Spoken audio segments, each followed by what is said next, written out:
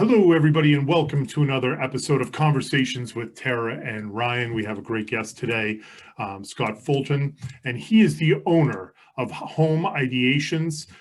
Scott, thank you so much for joining us. But Tara, first, I said your name this time. I usually don't. Tara, what's going on? How are you today?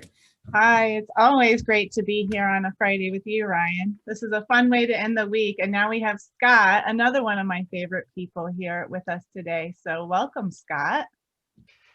Thank you. It's great to be with both of you again. I know we meet in other forums in different places, but we don't get together on Fridays. So I think this is going to be a little bit lighter. Hopefully, we'll have a little bit of fun.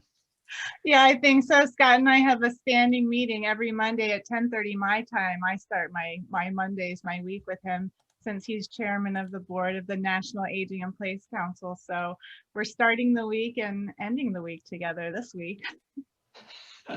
That's a good bookend. We have lots to talk about and lots to do. So it's a good situation all around. Well, now that we all know each other, I would like to ask you, and we just talked about this, but home ideations. Now, as a big burly man, I get asked all the time why my private home care company is named Minute Women. So I'm going to pass the baton and ask you how you came up with that name and what's the thought process behind that. Sure. So my long and chartered past is tortuous, so I won't drag you all through it. Other than to say it's an engineering background and a lot of work over the years around research and innovation. And part of that exercise is ideation, which is really kind of an open forum of let's remove any expectations, say if we could do anything we wanted, how would we go about making that happen? And so with that background, we said, and I was looking at what was going on in aging in place. I'd seen some people who really should have done really well based on how they'd lived their life up to that point, or at least what I understood what they'd done looked well, very successful, had all the money they could possibly have, and suddenly things went terribly sideways on them. And so that really started the brainstorming to say, clearly, if these people are struggling, there's some information that's missing, and there's probably some better ways to go at it. So that's really how it started, this ideation phase of let's approach aging in place different from the start. And so my focus is really on the front end of aging in place to say, like, even when you're still working, when you're planning to stay in your home, what do you want that to look like for the rest of whatever period of time? Keep the options in front of you and not have them slapped at you. So the ideation part really comes from the open concept, open thought process, and then kind of directed at people's homes in terms of how do we create some new opportunities for people that they don't even realize are available to them today. I mean, that's great. That's one thing that it made me think about was I read an article a number of years ago, but I still think that it's very relevant, is that the boomer generation, and maybe that generation kind of on the cusp of being a boomer, retired, and they all went out and they bought these McMansions down in the South and down in Florida because they wanted their dream home. And then fast forward anywhere between 5 and 10 years, they can't get up the stairs. They can't, this house is way too big for them. And they're having trouble selling these houses because the millennial generation and the Gen X generation isn't interested in a 4,000 square foot McMansion because they don't have either the money or the inclination for it. And if those individuals had kind of used your thought process about thinking about the future and what's going to happen post-retirement, wouldn't necessarily be in this mess that they're in of trying to unload a large house when they're trying to downsize.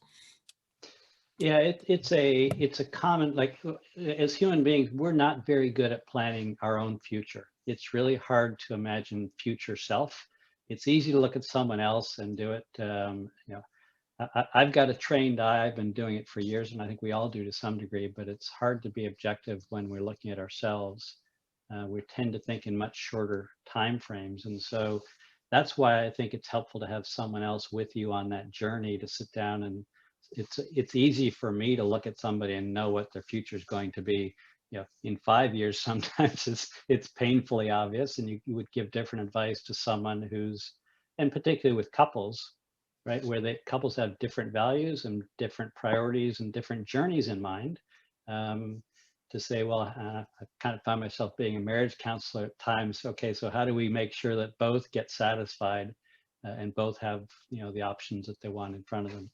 And yeah, it's really looking, even when you talk about McMansions, there are attractive options for people to stay in their homes, even if they're in a multi-level home. Certainly a split level is the most difficult situation of all in later years, but how do you continue to live in your whole home if really that's where you want to be because you have family nearby, all your friends are there, and you know, you've got all the other things. If all that's missing is your home, I say it's the old real estate thing: location, location, location. We can build anything anywhere, but if no point doing the wrong thing in the wrong location. So so you to look at Miami as the example to say, well, I love the weather in Miami, got a bunch of friends down there. That's great. But more people die in Miami Hospital in terms of die of old age or related diseases than in any other location in the country. And the reason being is that they kind of outlive everything else and there's no one else to take care of them. So they end up in a hospital. So yeah, and if that's fine, that's okay. But if it's not your plan, then you need to take that into account early and not kind of invest in Miami being your all in too early or forever or too long until it's too late to move. So I'm interested, since this is your background, what your house looks like. What have you done in your own home to make it livable as you age? Well, so rather than talk about this home, what I'll tell you is we're really in the course of building a new home. Okay. Yeah, so we're it's the advantage of disadvantage as well, because it's 4 hours away, so I can't be general contractor for it. But I've got someone there as general contractor, and I said, so I will be bringing you some of. I essentially have designed the whole house, and it really has all the normal features of a house, but it also just has the subtle details of how do you make it livable for everybody. And all it is just stepping back and saying, well, why wouldn't the builders do it this way from the first place? So using the Northeast is a great example of find me a house that has fewer than 3 steps to get in the front door. Right? They are out there, but not very many. And the reason they do it is people have got used to doing things a certain way. And I'm an educator, so I say, particularly of adults, is the number one challenge is you have to unlearn what you've been brought up with and exposed to for decades, because either technology's changed or that's not going to work for you in 20 years. So when are you going to make the change? Is it now or in 5 years, or are you going to wait until suddenly you're out of time and out of options, and it'll be a very different change. So things like so we'll have a no-step entry, come in the front door, and essentially that's just grading. We do that with our designs, just landscaped, so that it's got a smooth transition. So whether it's the grandchildren and the mom in a stroller going out the front door, or the kids on a bicycle, or groceries coming in, it won't matter. It'll all be the same look. We'll have the master bedroom on the main floor. It's a pretty standard thing. We'll have, so the extra bedrooms will be upstairs for guest bedrooms. Really try and just think about keep the space open, so that if, and we'll design all our doorways. So we'll have probably most of the doorways will be a 36-inch doorway, 32-inch minimum. Cost really nothing to do when you, particularly in the design phase, you pay a lot of money after the fact to do it. The shower will be like, that's, say, as a contractor and designer, that's all I've ever done is curbless showers. So it'll be essentially about a 4 foot by 4 foot shower, constant flooring throughout. So the room will be spacious, but at the same time, room enough for, I say, when I showers are design them for 2 people. Yeah, have fun when you're young, and maybe you need help when you're older. Wherever you are in life, it's going to work out well for you. So those are really the main features, and beyond that would be outside to make sure that we've got the ability to move around in the gardens and do things easily at any point in life. So. And how about in the kitchen area? What is kind of the new things coming up for the kitchens? Well, so in kitchens, not a lot has changed. I would say functionally the biggest change might have come from the drawer microwave. So that's an example of you press a button, so it's within reach. So I'd say in kitchens, regardless of any age, the microwave is the #1 problem. Like it's the most practical in terms of financially to put it over the stove. That's the last place it should be. Reaching over, it's ergonomically, you got to reach further. You're reaching over other things going on, particularly if you had a gas stove. You can put it into a wall unit potentially, or you can put it in a drawer unit. The idea, I would say, with kitchens happening anyway, is try to bring things more into reach. And so you'll see even some of the kitchens now, you make the kitchen bigger by not having full of wall cabinets. And so put more drawers in below. Drawers will hold easily double what a standard cabinet will. So you pay a little more, but you get a lot more value for it from storage.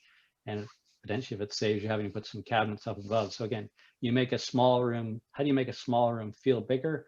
You kind of you don't close everything in so much. So those are I would say the main things, and design it so that you can eat at the kitchen at the island if you want, and allow it to grow and absorb however many people are using it. Because in multi-generational housing, which is clearly on the rise, I wrote something about that the other day, you want to be planning for multiple generations, perhaps permanently. It doesn't mean it's going to happen, but why not build that flexibility in, because you'll use it when you have visitors as well. Yeah. And this is why you're chairman of our board, because I could just sit and listen to you talk about things like this for a while, because I'm really, as physical therapists, we see a lot of accidents happen in kitchens and bathrooms, and even just leaving the house. And sometimes it's, one spouse catching the other as they're tumbling down the front steps or not having the right grab rail. So yeah, just planning in advance makes a huge difference. We just did a little kitchen remodel here, and I do have the microwave down below in the island, but we raised our cabinets or our countertops a little bit because we're tall people, but I would assume that maybe lowering them might be a better option for people, or not. I don't know. You tell me. Yeah. So we always leverage the power of universal design. And the nice thing with universal design is it's designed to be inclusive. So you would design a kitchen ideally because you have children in it. So say as an adult, I want to have a kitchen that my grandchildren can come and potentially play in if they want. We're not so tall, but at the same time, others who come.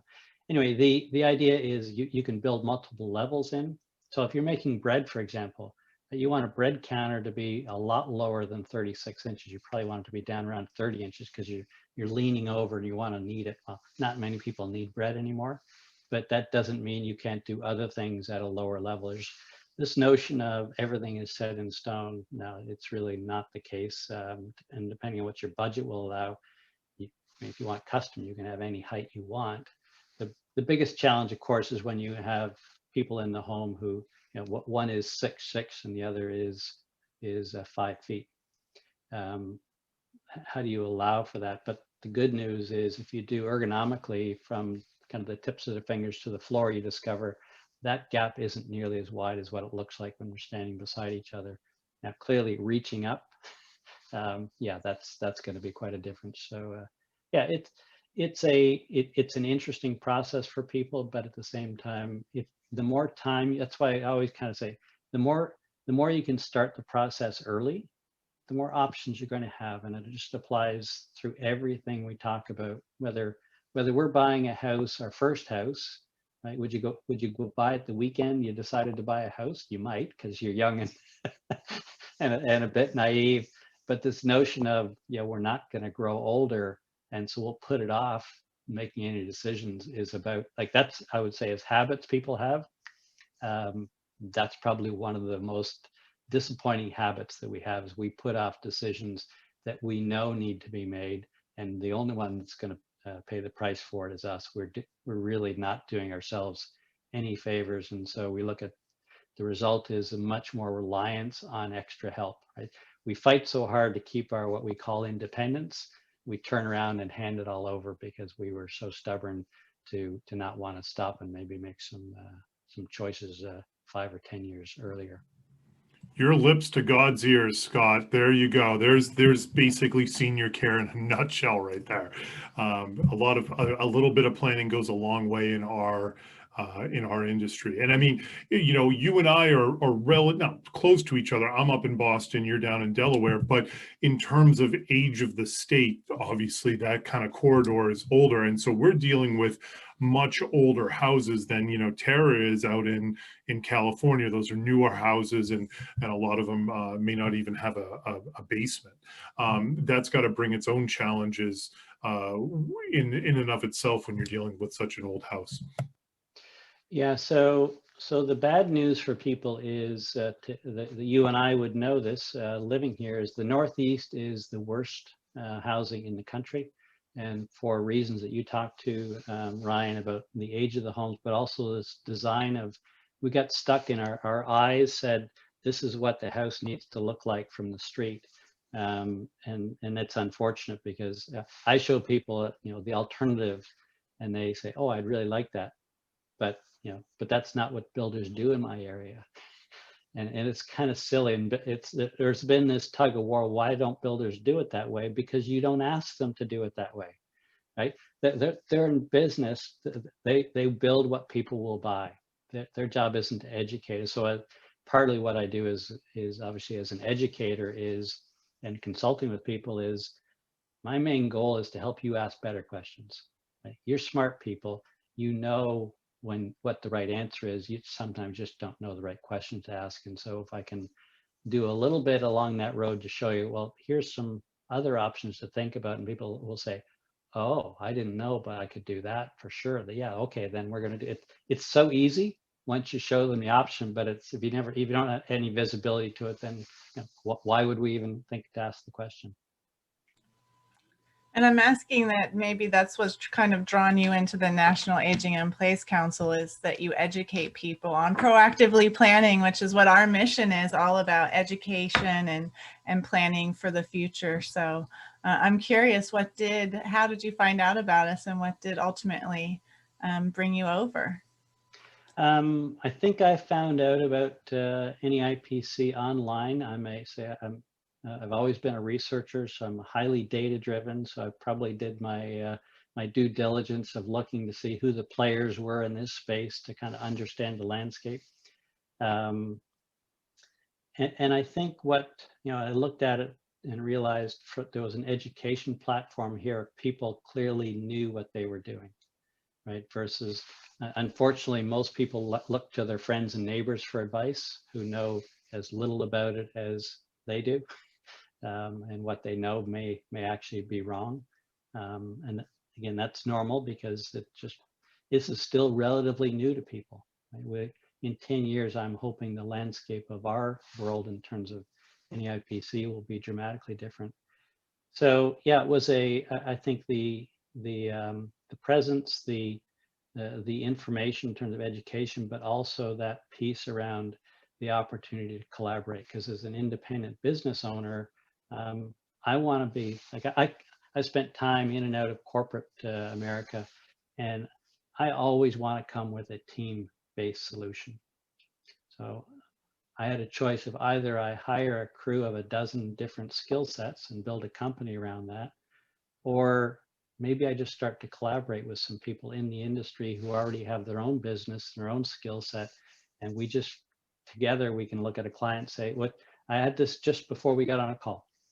Literally, another colleague said, "Oh, I need to connect you with Scott Fulton because this is his thing," and and that's how we make it happen, right? And so it's that collaboration. I think is, if we said we did nothing else in NAIPC. I think what we do really, really well is collaboration, both at the local, but also at the national level. And there's really nobody like this in the country. And I think it's a really, really unique platform that we operate on, and a really unique opportunity for people to really bring, I think, inject energy into their own business, and also ultimately to help out their clients. And that's really what we're all here for. Yeah, and you are the chairman of our board, also a member in Delaware. And Ryan is chair of the Massachusetts chapter. So maybe you could just share a little bit about the collaboration that you guys have up there, because you kind of have the same experience of bringing a group of people together up there. Was that to Is that Ryan or that's to for me? Ryan? Yeah. I don't know if he's on mute. Oh, I didn't know who you were asking that I was question to. asking you. Considering Scott is the guest, I figured the I was question kind was of for him. asking you a little bit. Yeah, I mean, bring it. I'm on the membership as well as the president. Bringing people together is a good thing. I think there's a lot of. I think one of the things about senior care is that 99% of people that find themselves in this industry or have real worldly experiences that have drawn them to the industry. I never thought about senior care in a million years until my mom needed home care and hospice. I just did a one-to-one a couple of weeks ago with somebody who was in marketing and PR for years with on the insurance side of things, for commercial and personal insurances, and then her mother got Alzheimer's, and she was a family caregiver for 10 years, and she's like, I am done with insurance, I want to be in senior care. And I was giving her names and numbers of who to call to get into it. And so my point of bringing that up is that it's not a huge sell in my eyes to with the NAIPC. People want to collaborate, people want to network, they want to be able to market their business in a way that also helps people. So when I've talked to people, there have been a lot of interest, and I've been surprised by how it hasn't been very difficult bringing people together for the networking reasons, and then for the education and being a resource to the community. And I have to say also on a personal level, do you remember those Hair Club for Men commercials? I'm not just a member, I'm also a customer. That's how I feel like with the Aging in Place Council. My mom lives in Atlanta, and we have a very, very active chapter there in Atlanta. And I can't tell you how many times I have used those resources for my mom, for my mom's friends, for other people in her church. So it's great to have something like that personally and also professionally if you're kind of in this marketplace. So I'm really excited to see how we're all going to work together in the future. And Scott, you're super, super active on LinkedIn. I think you probably post more than anyone else that I follow, and it's always great stuff. Ryan is always posting little comments too, and great little blog articles, or not blog, yeah, blog articles. So it's great to see how it all comes together, and we can all kind of help each other out from our own personal perspective and also our clients. So it's great. Yeah, it's a, I think what it does do is it helps us all grow, right? People want to gravitate to things that are going to challenge them and to help them grow. And so if I look at what NAIPC is really about, right, is about not just growing our business, it's really about growing the opportunities for us to be able to be more effective in our communities around the things that we have passion for. It naturally draws people who have passion for their community. That you don't come into this kind of work unless that's really at the core of what you want to do. I left corporate America because I really didn't have a lot of passion for building more chemical plants on the other side of the world, which is what I was doing. It was an easy decision. So it's pretty common that, yeah, there's some personal experience that people have had. And I think what also is important as well, and I try to do this as well, is to try to convey the personal experience that people have had. You can wait, and a lot of people will wait until they've experienced firsthand. We'll see this, right, of parents who they've seen what's happened to their parents, that I don't want to have that happen to me. Which is clearly, that's powerful. It's hard to ignore it, but at the same time, if we can relate that experience through to them earlier in life and realize, I don't want to be that parent. My parents did a good job. I want to do an even better job. So what I would say kind of along those lines is maybe from the education piece is we've got a challenge with I would say the population today, is because we're basing our expectations based on what we've seen our parents and grandparents go through.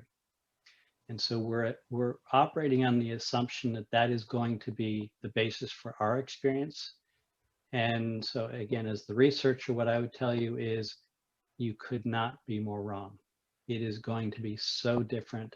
We grew up with this big base of boomers around us, right? This massive population of two generations to support the community of older adults that we know today. We're just barely heading into an inversion that's going to happen, that's going to turn that upside down. And we're suddenly going to have this huge population of people all aging, and this tiny little, group of people trying to support them underneath. It's, and again, people will learn the hard way, unfortunately, but those who are, that's why I kind of focus more on the proactive side. For those who are proactive and realize that this is coming, they will need to make far better plans than what their parents and grandparents did, far better plans than their friends and siblings are doing. They're going to have to be more interdependent, right? So we talk about independence leads to isolation. Interdependence is actually how you preserve your ability to maintain your housing situation and leverage technology in places that make sense, and keep you engaged and keep you. We're going to have to continue to keep on the learning edge all the time, like this. The importance of learning, both us in the industry, both us as we get older. We are not going to be able to check out. Life moves, like technology moves far too fast now for anyone to do that. So yeah, it's an exciting time given the change. I try to provide some healthy reason for people to pay attention, and a little bit of fear will go a long way. Obviously, we don't need to overplay that, but we don't want to get complacent around this. Our work is going to go nowhere but up.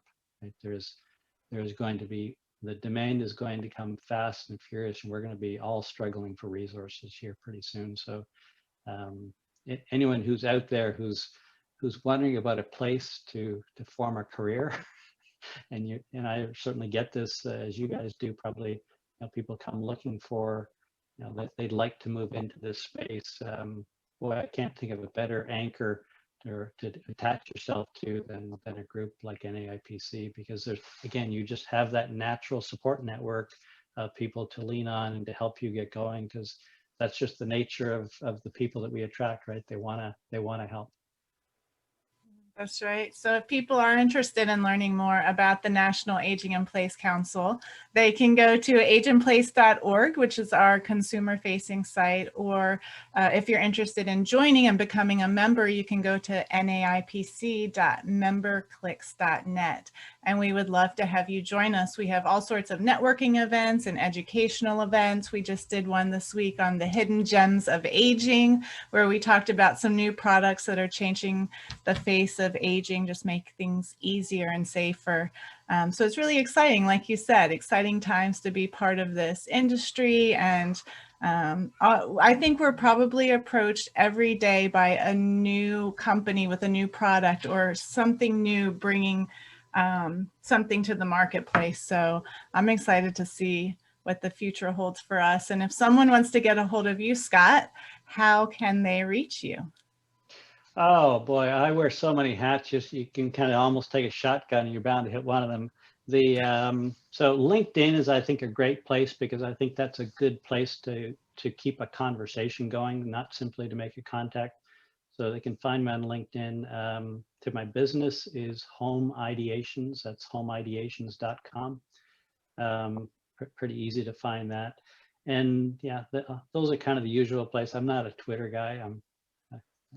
I've never really got too much into that, but yeah, it's or certainly through NAIPC, you can find me any number of places. I do, you can tell I'm comfortable talking. I do a lot of lectures. I teach at the university here, but I do a lot online with community groups, both in Canada and the US as well. So it's fun. I got to tell you, I've never had more fun in my career than I'm having right now. And it's a lot of it is because I get to work with people like you, Tara and Ryan, that really, really care, and are really good at what they do. And boy, if we could all have that at any point in our career, we would all jump at it, right? It's missing from a lot of careers. So that's, I think, one of the bonuses about working in the industry that we do. That's true. Ryan, absolutely. I was going to say, I totally agree. It's a lot easier to work in a field that you're passionate about, that you care about. It sounds like you were very successful building chemical plants halfway across the world, and you probably could have been doing that and made a fine living doing it and been just fine, but it wasn't scratching the itch of helping people and giving back. And that's kind of the big thing about this. I mean, I have a wall of just notes that people have written me, so that like it's up there, not because it's like, oh, I'm so great, but it's when those bad days come where, whether for me, a caregiver makes a mistake or something happens in your world where you question why the heck you're doing something, which we've all experienced one way or another. You can go over there and remember like, hey, we've helped a lot of people, and by all means, we're doing a net positive, even considering when you have the rough days. Yeah, I just think it's always good to be in a growing market, right? And if you ever, can you find a bigger growing market to be in today than where we are? Right? Kind of business 101, find a growing market. Absolutely. I've found that it's a little off topic, but this, especially through COVID, I have been getting numerous calls, numerous emails from companies that are trying to acquire and facilitate sales of independent home care companies, because it's such a market that people want to get into. So you're absolutely right. It's a growing market, and it will only continue to go. And then you have the Generation X, which certainly isn't going to be as big as the boomers, but they're still going to get old, and they're still going to need, the wanting to stay at home is not going to go away magically with the boomers switching over to the Generation X being the ones that are in their 60s, 70s, and 80s. So there's plenty of people that are going to want to need our services, because all of us on this call provide some type of level of service or help to keep people in their homes.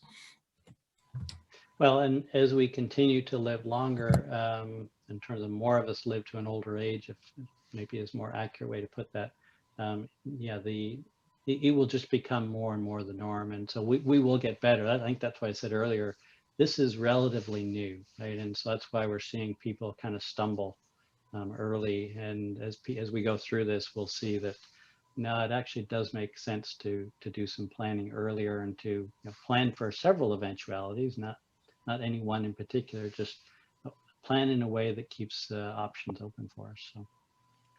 Well, one question I do have, something that just happened that's in Rhode Island, and it's coming up for it's in a proposed law that's going to be possibly passed in Massachusetts state government, is that there's a grant that the Massachusetts would pay for X amount of dollars, a few $1,000s or $5,000 of home modifications for seniors to be able to stay in their home. Is that something that Delaware does, or you're familiar with? Is that something that doesn't happen? And the reason I bring it up is because the government's going to spend money one way or another. Somebody's going to get hurt, and they're going to fall, and they're going to go into a nursing home, which is the most expensive hospital to a nursing home, to V&A rehab, which is the most expensive way to go about that money cost. I'm not even speaking correctly, but that's the most expensive way to go. Or you can spend a little bit of money and try to help people stay in their home safely. What does Delaware do, and what are your thoughts on that? So I'll maybe just speak a little bit bigger on that if I can. So yeah, everyone knows that the most expensive solution is the one that we're running with today, is that they're going to end up in publicly managed facilities. Everyone knows it'll be far more economically viable to figure out how to keep people in their homes. Every state has, I think, something on the books to change that, but shockingly, very few have yet to pass them. So I was watching Pennsylvania's one, for example, that I've stopped checking in. If it's magically gone forward, that's great. But it's always with policy as well. Where's the money going to come from, right? Government has a really hard time moving it from this pile to that pile, right? So it's always, well, I've already got this in place, so now I've got to come up with new money. Well, because no one wants to make the tough choice of moving it from one place to another. So yeah, it's a, I spent a lot of time on the healthcare side of it, and I would say the pain point isn't high enough yet, but it's clear it's coming. I mean, this one is so obvious, but again, like everything else, the government will be the last ones to make the move. But no matter what we're talking about, if you're waiting for government, then you're going to be the last one to be able to eat at the table. You're going to have to move in advance, and eventually government will get there. Wait, Scott, are you trying to say that government's inefficient? Are you actually trying to say that they don't move very quickly? I mean, talk about the hot take of the year. Well, it's partly because I spend so much time on the healthcare side, because I teach longevity as well. And if I look at what we do on there in terms of health education, I mean, it is no one does health education in the country. No one has responsibility for health education. You kind of think, so I guess we shouldn't be too surprised that we're seeing the results that we are in terms of health deterioration. But nobody else wants to pick it up and do it. And so whose responsibility is that? So yeah, we are clearly, as a country, we are in transition, right? And this has got nothing to do with a political view or anything partisan. This is something that affects us all. Our young day, we're kind of in our adolescence, I would say, as a country. We're kind of now we're at about age 18. We're saying, okay, we think we know it all, but now suddenly the responsibilities of all of our choices are starting to now pile up on us, and we're realizing these choices aren't easy, and maybe I can make that choice later, and we'll push it off as long as we can. But it will happen. It's just a question of, unfortunately, a lot of people get caught up in the process of waiting. So. Well, I was just going to add to that. I did a presentation on Zoom yesterday, and it was about how COVID's affecting senior care.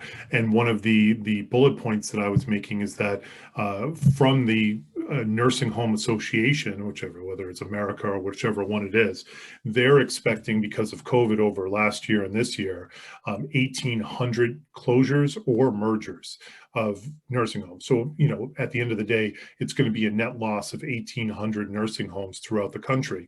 And so, where I'm in Boston and maybe in Wilmington with yourself, you might have multiple choices, and it's not as inconvenient as it might be. But you go a couple hundred miles to the west of where you're at and where I'm at, it gets rural real quickly. And when you get rid of a nursing home, that might be a nursing home that services a large county or whatever it might be.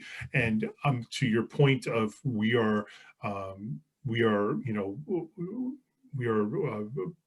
waiting for something and to happen. Well, it might get fast-tracked, because with 1,800 nursing homes closing throughout the country, that's going to put a lot of strain on the healthcare system that is already strained as it is. And so maybe that will unexpectedly be the way that things maybe start getting moving federally in the government.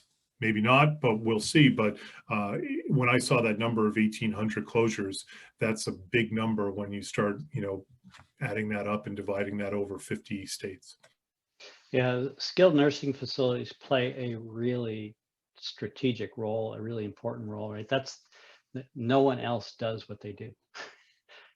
You can decide on what what kind of CCRC you like, or what other kind of independent living you like, but skilled nursing facilities, there is no one else, right? And so that means you're putting them back into your home generally, because they're not going to be able to live in these other facilities. They're not set up to handle it. We've seen it happen in mental health and in other sectors, and if that's really the way we end up going with senior care, that will be a legacy that will not be one that anyone will be very proud of. Well put. Tara, do you have anything else that you'd like to talk about? Doom and gloom here, sorry. I'm to blame. I'm the one that brought it up. But I mean, how it's quite frankly, it's an elephant in the living room to some extent. I mean, not everybody knows about it, but everybody knows nursing homes are in decline. They were closing pretty rapidly before COVID. And so what do you think, all this bad PR and all the money that's being lost and nobody's going to want to go to a nursing home ever again. So it's going to be an interesting 1 to 3 years over the next, from to 2025 for this country and senior care and nursing homes. Well, I'll take this conversation on a positive note to end it about the governments and working. One of the areas that we're forming chapters in Las Vegas, and the city of Las Vegas and the government there, their Office of Senior Services and HHS and Parks and Recreation, they're all on board to be part of our new chapter, and really kind of we're working on creating some pop-up educational events to let people know what resources are out there. And our guest on the next podcast is Deanna, who's on our board, and she is the one that's really been instrumental there in kind of bridging the gap between the government and our organization. So it'll be interesting to see how it grows, and hopefully we can replicate that to help seniors connect with government and resources throughout the country. So we'll see. It's exciting for products. It's exciting for our organization. It's just a good time to be in the aging services marketplace, I think. So with that, I guess we will wrap it up. This has been a great conversation. Every time we do these episodes, we keep getting better and better. So thank you, Scott, for making us a little bit better today. Well, it's always good to get with you guys. I think we always, there's so much good work that we can do, but it's fun working together, and I think just if I can circle back what your comment there around Las Vegas, I think is one that I've certainly given some thought to. And I think, as one of the things that I can do is be available if anyone in government wants to reach out and kind of make a connect and say, is there a different approach we could be taking? I think NAIPC is potentially a great resource to leverage in any community across the country, because that's, again, we're it. What wasn't necessarily how it got conceived in its early day, but I think that's really a place for us to be able to help out. So thank you both for doing this, for getting the message out, and for all the rest of the NAIPC members out there. Thank you for what you do every day, and anyone who wants to join the party, please step forward and join us. We would love to see you. Awesome. Well, that's a great way to end this podcast. Thank you so much, Scott. Tara, thank you for being the best co-host in the history of co-hosts. And thank you all to our listeners, our viewers, and we will thank you for listening to Conversations with Tara and Ryan, and brought to you by the NAIPC. And we will catch you on the next one. Have a great day.